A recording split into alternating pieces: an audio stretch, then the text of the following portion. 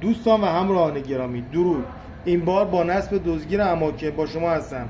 سابسکرایب و لایک شما باعث دلگرمی من برای آموزش‌های بعدی میشه، پس لطفا فراموش نشه. خب دوستان، برای نصب دزدگیر ساختمون اول پنلی که ما می‌بندیم باید به این شکل باشه. یعنی اولین حرکت ما تو نصب برق 220 ولته، یعنی برق ورودی. یعنی دستگاه به برق ورودی احتیاج داره. برق ورودی هم به ترمینال ترانس میخوره. ترانس هم یه خروجی داره که به ترمینال برد نصب میکنم که برق بعضی دستگاه 12 ولت، بعضیاشون 15 18 ولت خروجی ترانس، بس که به تامین کننده ترانسی که برای برد تامین شده بود.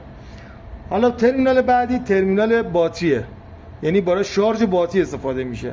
یعنی یه منفی و یه مثبت، یعنی سیم منفی کمو مشکی به منفی باتری، یه مثبت هم به سیم مثبت باتری وصل میشه که تامین میکنه زمانی که برق میره خود باتری برق دستگاه رو تامین میکنه. حالا توی قسمت ما یه خروجی برق داریم که بهش میگن خروجی تامین کننده سنسورها یا چشمی ها که یه منفی داره و یه مثبت.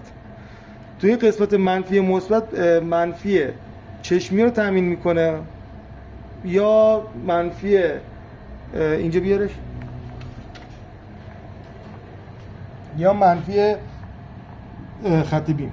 حالا قسمت خط بیم رو که اینجا شما مشاهده کنید یه مثبت داره و یه منفی، یعنی تمام سنسورهای تو مدار فقط به صورت موازی نصب میشه، جوری که برق کل سنسورها رو تامین میکنه. خب ترمینال بعدی ترمینال سیرینه. سیرین زیر ترمینال یه منفی گذاشته یه مثبت، یعنی یه برق خروجی منفی داره با یه مثبت که روی سیستمای آژیرهایی که مثلا منفی دارن و مثبت، این برای تامین آژیر هموناست که مثلا بیشتر برای داخلی کنار دستگاه استفاده میکنن. ترمینال بعدی زده SP1 SP2. SP1 مال بلنگوه که مثلا صدا بخوای بتونی تغییر بدی آژیر رو، بخوای بتونی نوع آژیر زدن و ولتاژ بالا پایین رو تغییر بدی، معمولا با بلنگو استفاده میکنن. SP1 SP2. SP1 مثلا پشت ساختمون، SP2 مثلا جلوی ساختمون. حالا این دوتا رو بستگی داره اون نصب کجا میخواد نصب کنه. خب تو قسمت نصب زونا ما اینجا یه زون 1 داریم، یه 2 داریم، یه 3 داریم، یه 4. مثلا زون 1 یه دو تا سیم میاد برای سنسورهای مثلا چشمی یا دتکتور یا خط بیما. این خط بیما تو مدار وقتی که متصل میشه مثلا برای یکی بس میشه. اگر هم بخواد تو 5 تا یا 6 تا نصب کنه، این سنسور زون 1 یا زون 2 رو هر کدوم مثلا زون 1 رو مثلا رو 5 تا 10 تا چشمی که میخوای بذاری رو حالت سری نصب میشه.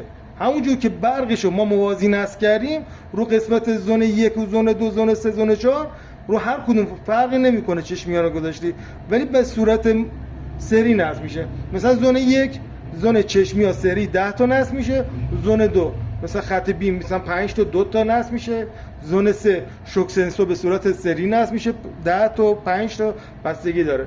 این از این قسمت ترمینال. حالا این زونا مربوط به همینا میشه.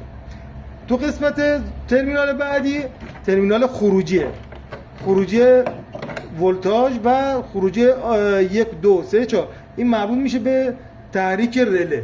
مثلا با از نرم افزار خود گوشی دزدگیر میخواین استفاده کنین، مثلا میخواید چراغا رو تو محبته رو روشن کنین، مثلا ترمینال خروجی 1 رو میزنین برای چراغ محبته، ترمینال شماره 2 رو مثلا متصل میکنی برای البته تو هر کدوم قسمتی که میخوایم نصب کنیم کنتاکتور و رله و اینا رو میخواد، چون که اینجا مدار 12 ولتیه ولی تو مدار خونگی مدار 220 ولتیه، چون که اینا باید تبدیل بشه به کنتاکتور.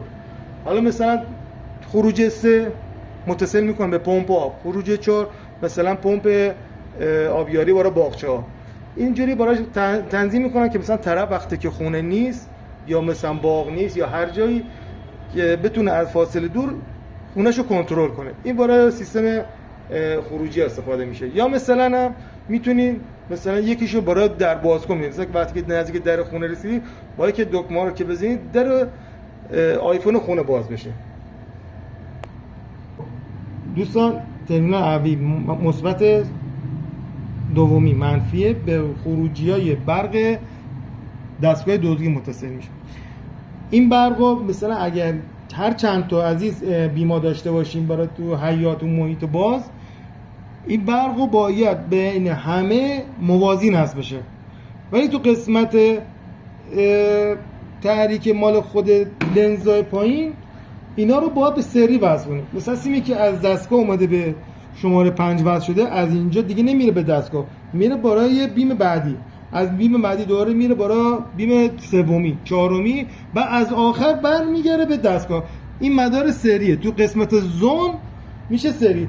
اینم دو تا آخری ها مربوط میشه به کلید داخل، کلیدی که ما این کاوری که میاد روش این کلید رو نگه میداره. یعنی کسی که میخواد اینو باز کنه البته زون 24 ساعت رو باید به این کلید وصل کنه که مثلا زمانی که دزدگیرم غیر فعاله اینو در بیارید شروع کنه به آژیر زدن. این کلید برای زونای 24 ساعت استفاده میشه.